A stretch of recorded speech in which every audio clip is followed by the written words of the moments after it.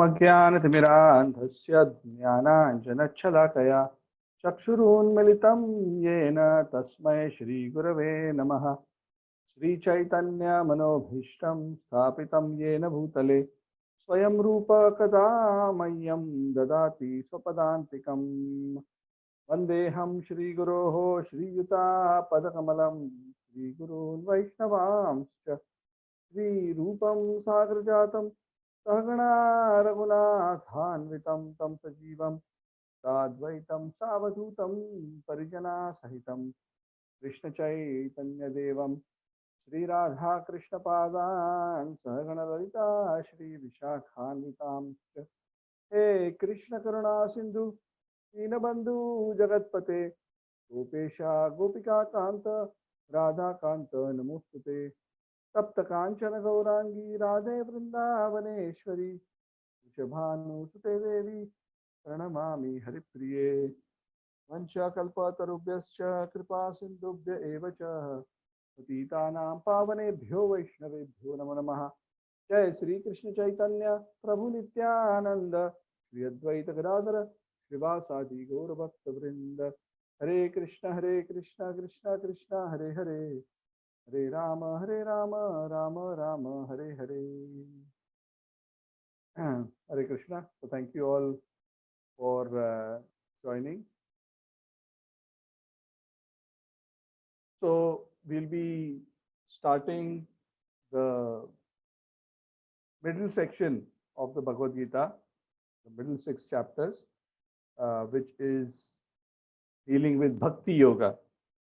We completed the first 6 chapters, which dealt predominantly with Karma Yoga. It explained a gradual progression from understanding the basics of the soul, Hare Krishna, to Karma Yoga, to Dhyana Yoga, to Ashtanga Yoga, and then the Lord eventually gave the conclusive instruction that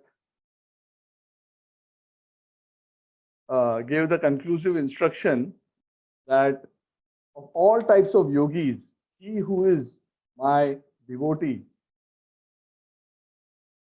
is actually the topmost of all the yogis. Yoginam api sarvesham madgaten antaratmana shraddhavan bhajate yomam same yuktatamo matah. So the Lord described this yogi as madgaten antaratmana, whose antaratma is totally dedicated or devoted to me. Now, in the 7th chapter, beginning with the 7th chapter and across the 7th chapter, the Lord is going to give the kind of knowledge to Arjuna by which he can actually be Mad Gaten Antaratmana. He can always, understanding the Lord fully and properly, always be able to think of him properly with the right understanding. The Lord also used the word with Shraddha, with faith. And proper faith is actually based on proper understanding. Faith is not just a blind belief. Faith in the Lord is based on proper understanding of the Siddhanta, of the principle of the Supreme Personality of Godhead. So Krishna is going to explain that as well. So Arjuna's faith can be firm and he can actually follow this instruction properly. This kind of knowledge that Arjuna is going to receive from Krishna, Krishna says, is very, very rare and difficult to find an individual who has actually understood this as it is. Even amongst those who are actually perfected souls, Krishna says, interestingly, even amongst those who are perfected souls, not everybody has fully understood this knowledge. And this is mentioned in many different scriptures, not just in Bhagavad Gita in this particular verse, but full understanding of the Supreme Personality of Godhead, like the Lord has explained in this chapter, is a very rare attainment, even amongst many yogis. So let me share the screen before we continue.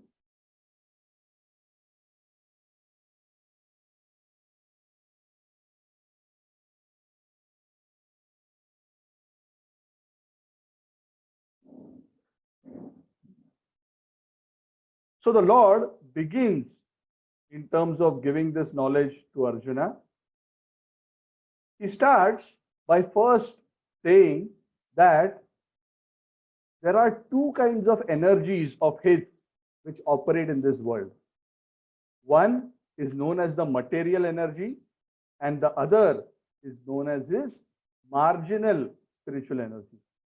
The material energy is this prakriti that we see all around in the material world, and it comprises of the 8 elements: the Pancha Mahabhut, earth, water, air, fire, ether, and the 3 subtle elements: mind, intelligence, and false ego. These are all actually dead elements. There is no consciousness within them. But the Lord says there is another energy of mind which is conscious in nature. And that energy is actually all the jivas, all of you, like you, Arjuna, all these living entities. They are also an energy of mind. They are also an emanation from me. They are also dependent on me. But the difference is this energy is conscious, the Jiva Bhuta. And this whole material world that you see, Arjuna, is actually a combination of this dead material energy and the living conscious soul, Jiva Bhuta. And that is how you see so much variety in this material world.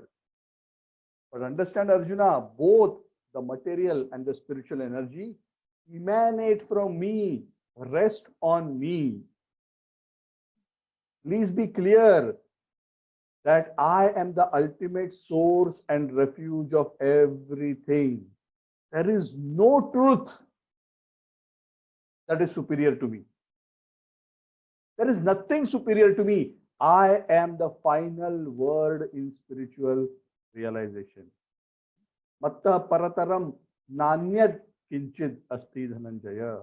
Everything is resting on me, just like pearls are strung on a thread in a necklace. I am the very substratum of all material and spiritual existence. Please keep this in mind. There is nothing or no aspect of God which is higher than. Even in this material world, while it is true that the material world is comprising my material nature and the living entities, even then in this material world, my presence can be seen as the essence of various phenomena in this material world. And then the Lord gives a few examples to demonstrate that He is the active essence of everything. He says, I am the light of the sun. I am the taste of water. I am the Om in the Vedas.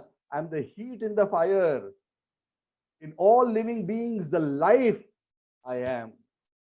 For those who are strong, I am the strength. For the intelligent, I am the intelligence. All the ability that is there in man, ultimately, I am giving all this ability. So, understanding this, Arjuna, you should be able to appreciate how I am actively the essence of everything, even in the material world. Also, understand that this whole material world is ruled by 3 qualities. The 3 modes: Rajogun, Tamogun, Sattvagun. All living entities in this world who are entrapped in matter are influenced by one or more of these modes. In essence, what are these modes?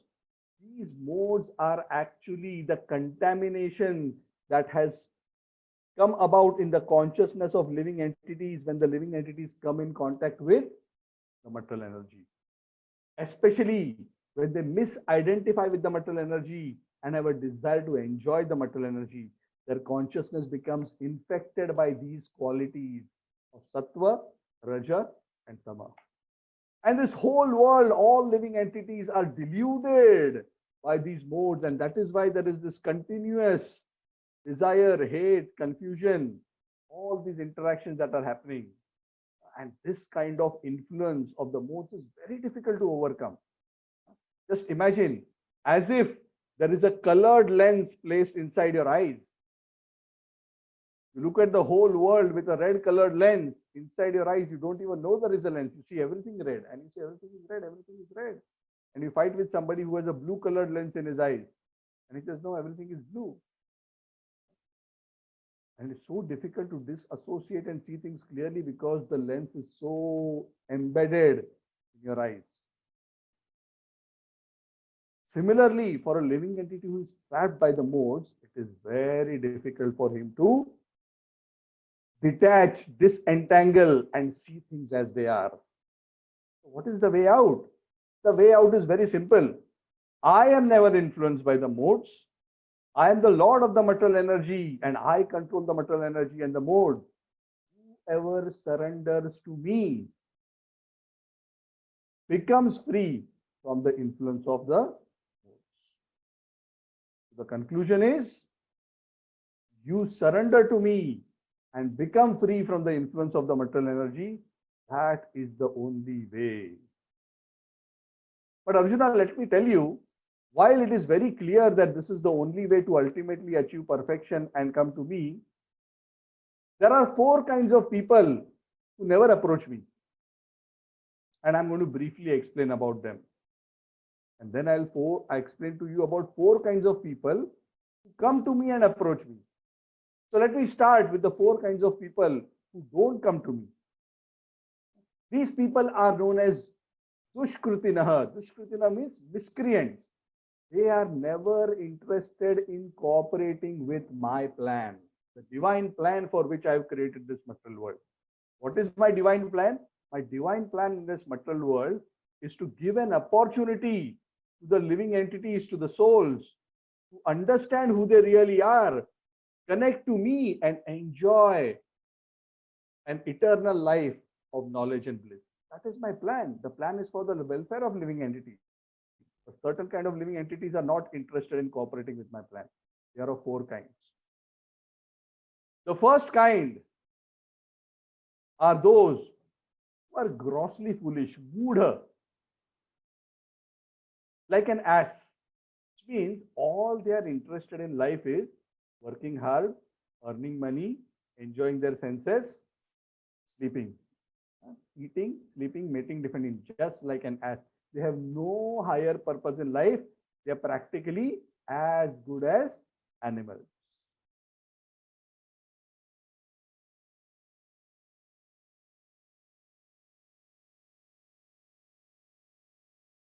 We are at verse 15, just for your information.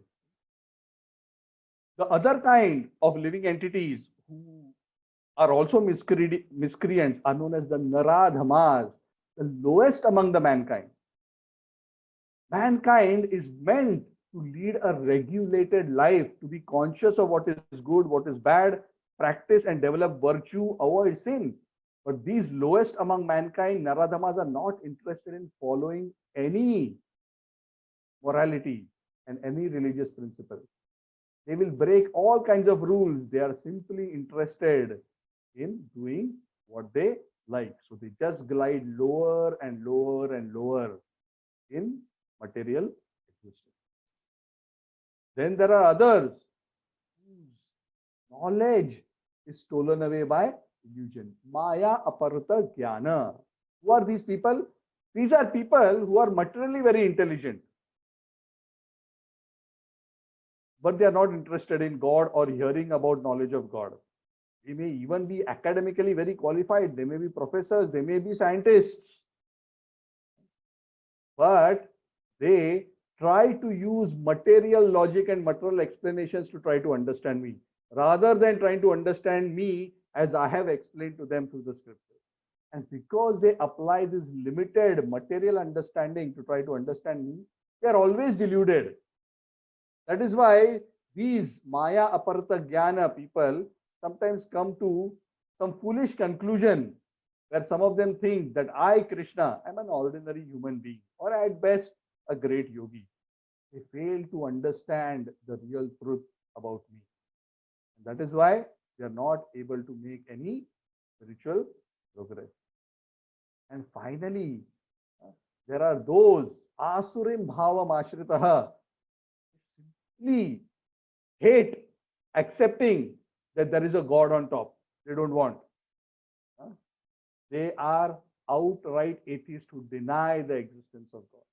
So these four kinds of people, they never approach me or Arjuna, and because they don't come to me, how can they make any spiritual progress? Such kind of living entities remain trapped in the material world, birth after birth after birth.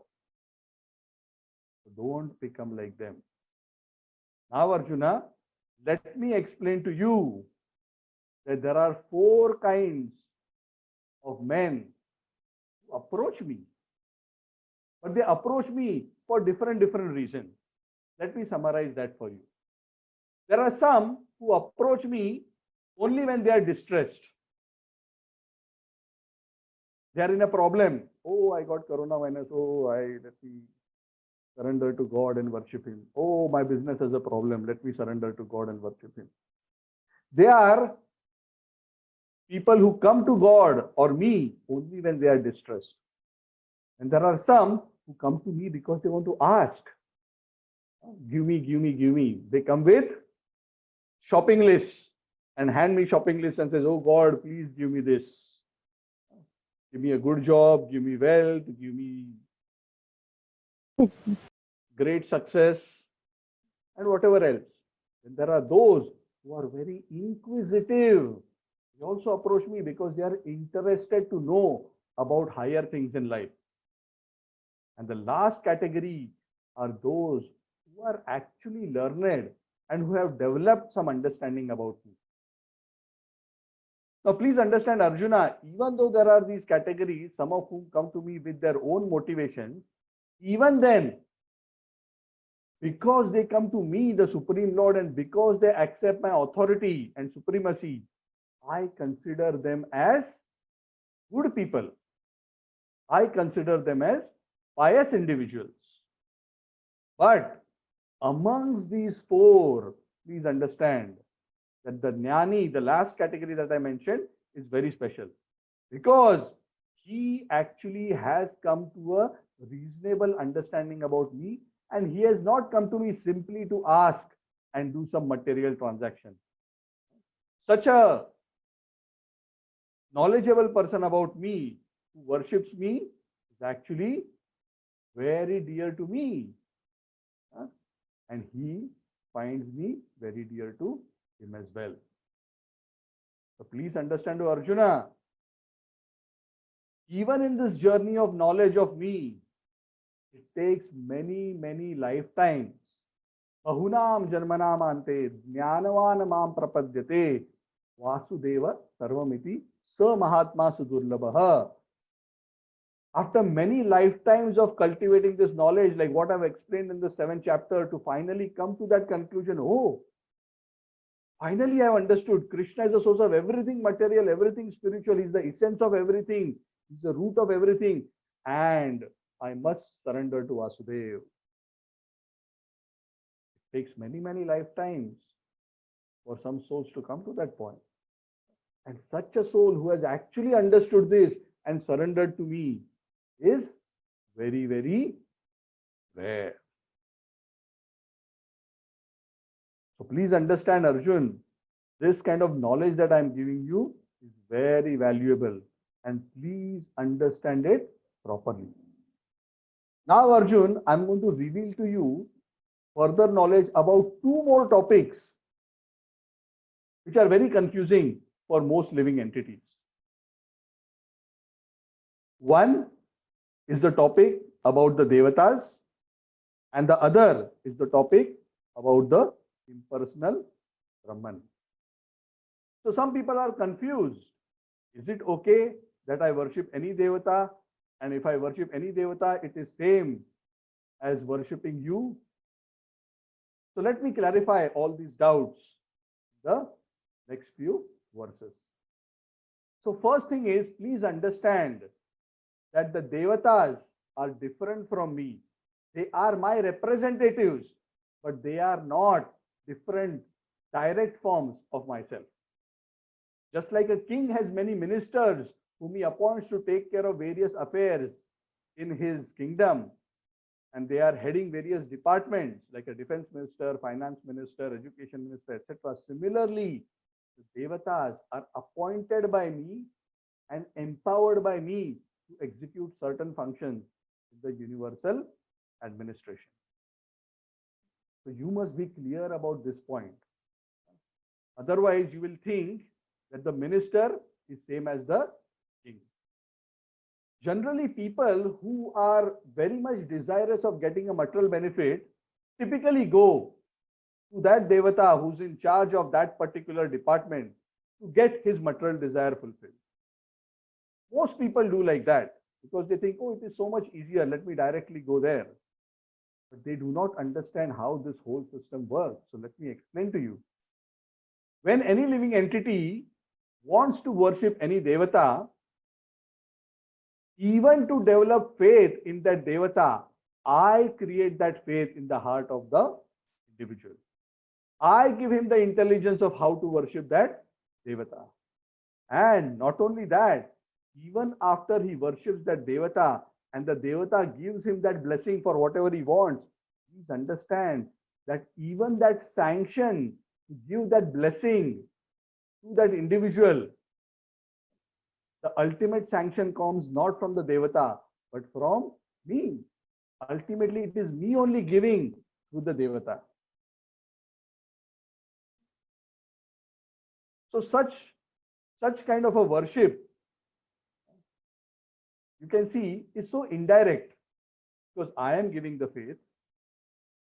I am only ultimately giving the benefit.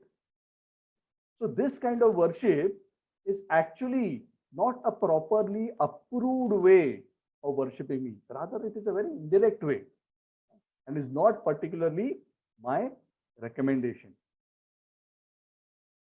Please try to understand this.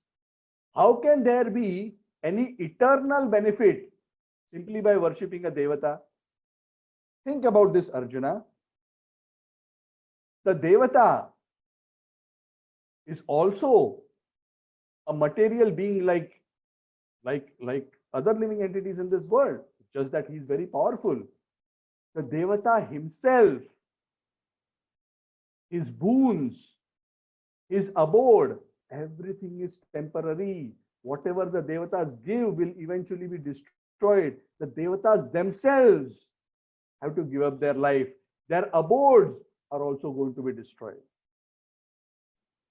So, understanding that the devatas can only give you temporary material benefits, why do you want to chase for temporary things in this world again? Why not seek for the permanent benefit which I can give to you? So am I recommending to you that you should disregard the devatas or not respect them? No, no, no. Arjuna, this is not what I am telling you. Yes, you should respect and show proper honor to the devatas in as much as you have to show proper respect to all the government officials, all the ministers. But you must understand what their actual position is.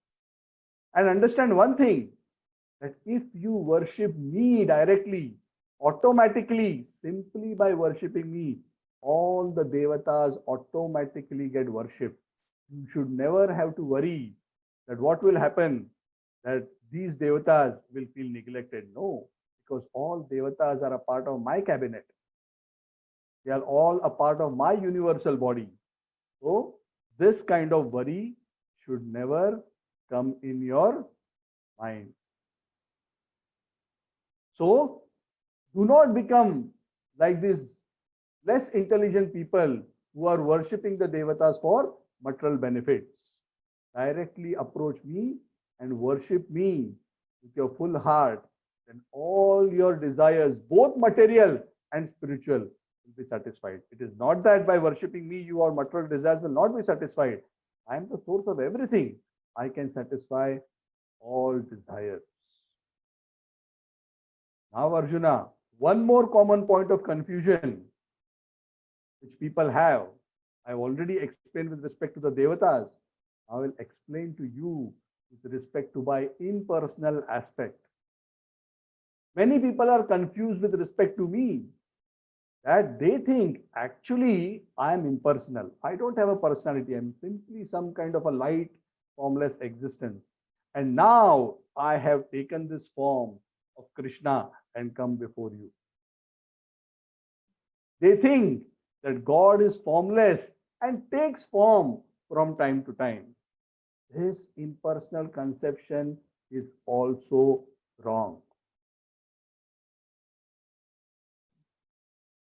Understand that my form, my spiritual form, the way I'm standing in front of you, is eternal and even superior to my formless aspect by which I'm permeating everywhere. And this spiritual form of mine is actually very difficult to understand. Please know that even when I come into this world, I am covered by my divine Yogmaya energy so that not everybody can understand and see my spiritual form. That is why many people tend to think that I'm an ordinary human being like one of them. They do not understand that even when I come on the earth, I still come in my original spiritual form. And I always remain in full control of all existence. In fact, I still continue to exist everywhere, even while I am situated in my divine, eternal spiritual form. That is my divine opulence. And very few people are able to understand this as it is. So please understand these points. If you understand this, then you would have understood all knowledge about me. I am the root of all existence, material and spiritual. I am beyond the modes and the controller of the modes. I am even the essence of the Devatas and the one who gives them power. I am beyond even the Brahman. The Brahma Jyoti comes from me. I, like I mentioned earlier, am the ultimate reality. Beyond me, there is nothing.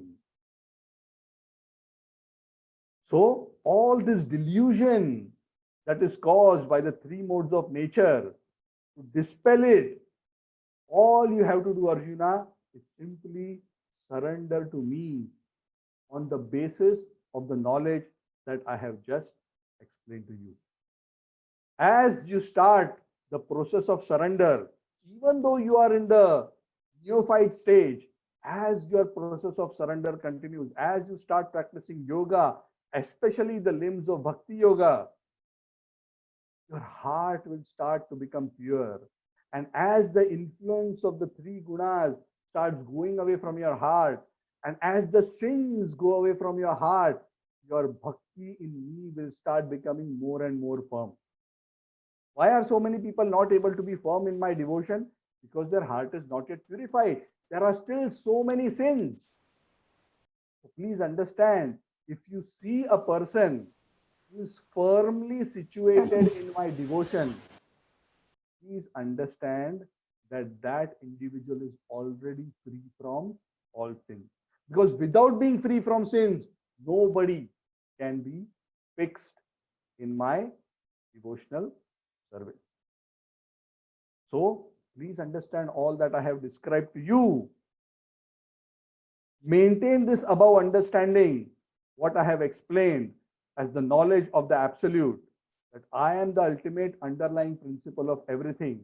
If you keep this understanding and keep advancing in the right way, even at the end of your life, you will be able to fully realize me and attain my supreme abode. Then you can achieve all perfection. So, Arjuna, I have explained to you everything that you need to know about me. After knowing this, nothing else remains to be known. I have hidden nothing. I have explained everything to you.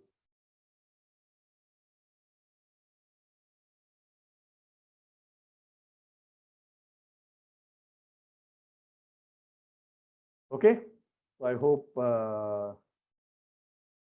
you have been able to understand. So, are there any questions? Okay, before that, before you ask questions, I would like to welcome my mother who has joined the class from Mumbai. And I am offering my pranam to her, seeking her blessings. Pranam, pranam. So thanks to my Ai for joining. Hare Krishna Mataji. She's on mute. Okay, let me unmute her. आई तुला नमस्कार म्हणतात सगळेजण. कशा आहेत आपण? आपण कशात आहेत? ठीक आहे. तुम्हाला सर्वांना बघून I am very happy to meet all of you. We are also from Mumbai, Ghatkopar. अच्छा. Okay. So any questions? I will परत म्यूट वर ठेवतोय. काही सांगायचं. Okay. So any questions? Any comments?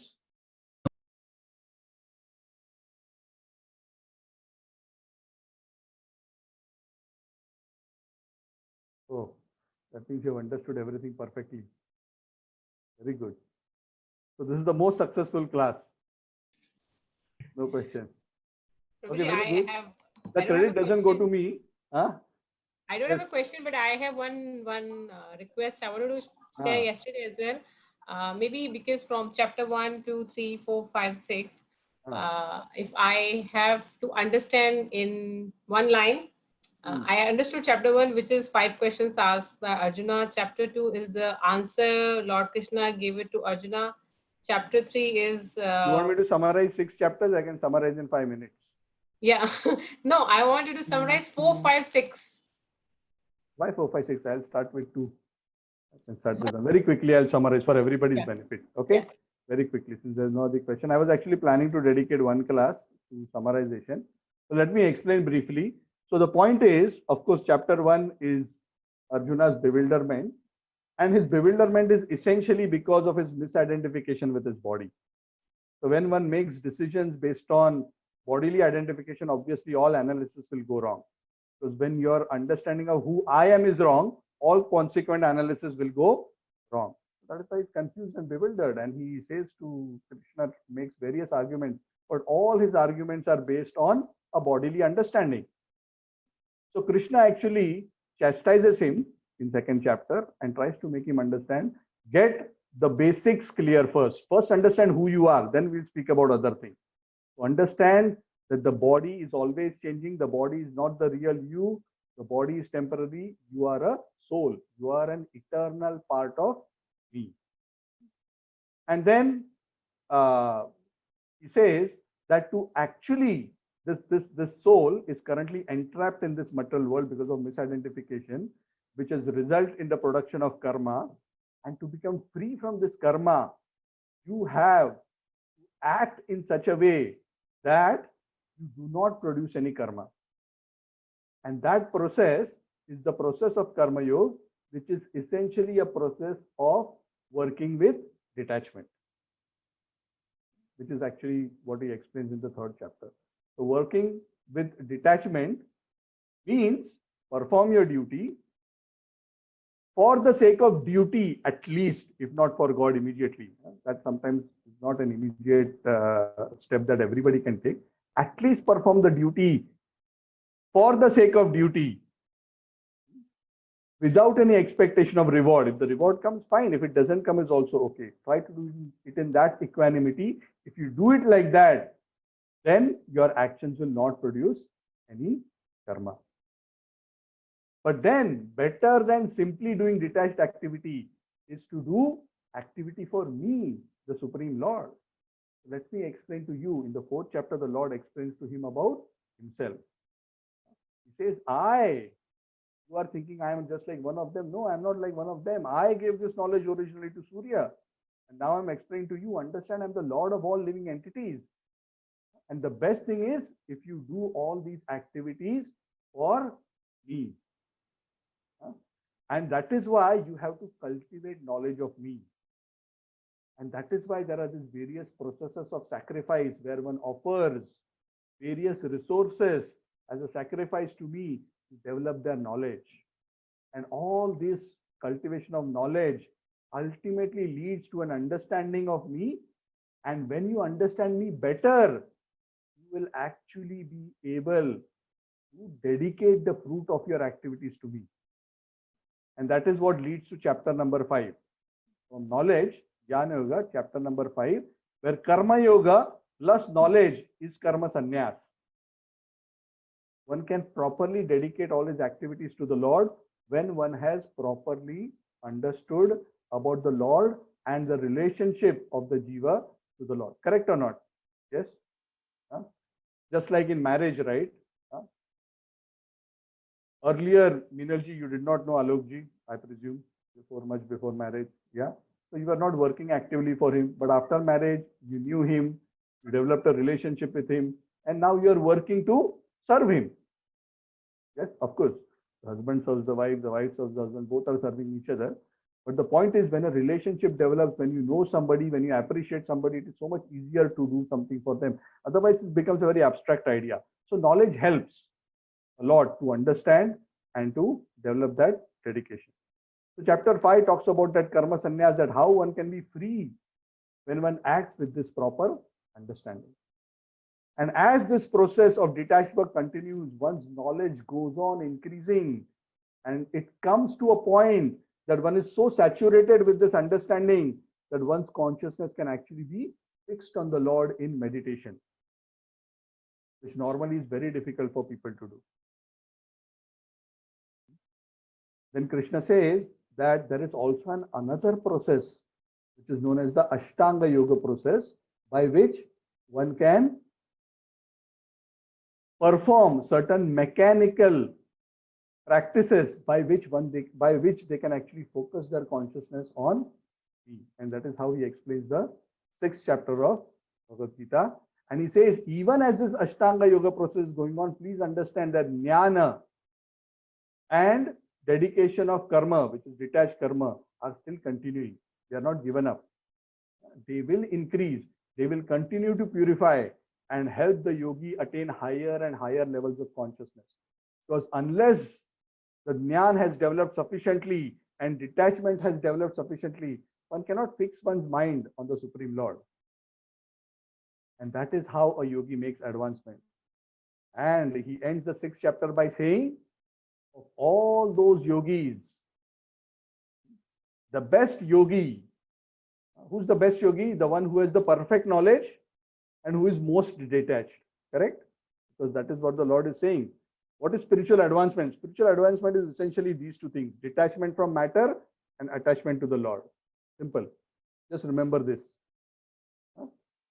In many places in the Vedas, this is mentioned. Smartavya satatam Vishnum vismartavya najatuchit. Many places it is mentioned. Detachment from matter, attachment to the Lord. These go together. So who's the best yogi? Who's the most detached from matter and the most attached to the Lord? Who can be such a person? Madgaten antaratmana. Shraddhavan bhajate yomam. Same yuktatamo mataha. One who has understood me most perfectly in knowledge, he just falls in love with me. He understands my glories, just falls in love with me. He cannot but think of me. He's always absorbed in thinking of me and worships me with love. Shraddhavan bhajate yomam. Same yuktatamaha mataha. I consider him as the topmost of all yogis, because that is what yoga is supposed to lead you to. Full detachment from matter and full attachment to the Supreme Lord.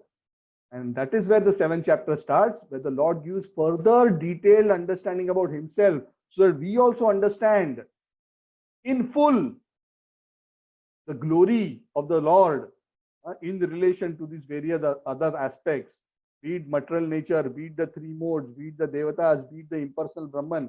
How we understand ultimately Krishna as the Supreme Personality of Godhead is the final word in absolute truth.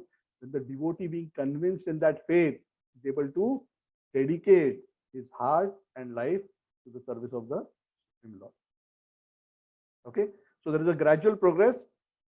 First, understanding of the soul, Karma Yoga, Jnana Yoga, Ashtanga Yoga, Bhakti Yoga.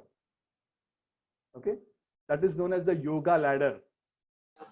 Again, step by step, Karma Yoga, Jnana Yoga, Dhyan Yoga, and Dhyan Yoga is same as Ashtanga Yoga and Bhakti Yoga. Okay. Thank you, Prabhu. Okay. Any other question? Hare Krishna, Prabhu. Yes. Prabhu, once we've dedicated like whatever that we do for Krishna service, and dedicated like the results of our activities to Him, and detached ourselves from the fruitive results of our activities, do we still accumulate good karma, or we are not affected by any sort of karma at all? Not affected by any karma at all. Okay, thank you. Your name is Abhirami, is it? Yes, Prabhu. Who connected you to this group? Namesh. Oh, Nameshwar. Okay. Yeah. I'm just curious. You're welcome. Thank you for joining. Yeah. So sometimes it's a good point that you brought up. Sometimes people wonder, if I perform detached activity, then I'm not even going to get good karma. But people will say, no, I want good karma. I want good karma. Why should I lose good karma?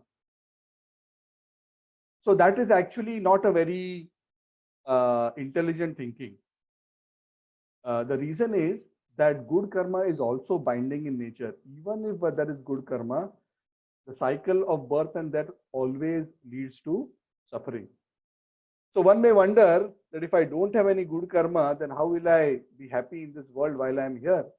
The answer to that question is, one who engages in yoga and dedicates his activity to the Supreme Lord, the Lord says, Yoga Kshemam Vahami Aham.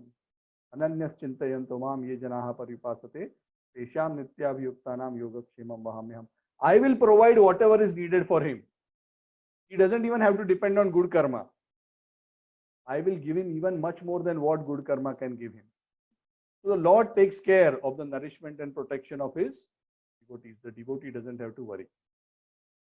Okay, so the practitioners and devotees should not worry. Oh, I'll not even get any results of good karma. Why? Better than doing karma yoga is to do karma. No, that is not the right understanding. That's why LIC also uses the same sloka in their logo. If you see, I will take care of everything. Yes, but they cannot take care of everything. Thank you, Prabhu. They can only take care of who is left behind. They cannot take care of you. Correct? Yeah. LIC is a policy where others are benefited, not you. After Correct. you go. Absolutely. So Krishna takes care of you. Yes. And everybody else is connected to you also. Okay, thank you, Prabhu. Thank you, Abhirami ji. Anything else? Okay, great. Okay, so we'll continue our discussion tomorrow on the 8th chapter. I hope you're all reading the chapters as well. Please keep reading, and if there are any other doubts, either we can discuss. Even if you have any doubts on the previous chapters, if you want to bring it up and discuss, I'm okay with that. Okay, so thank you all very much.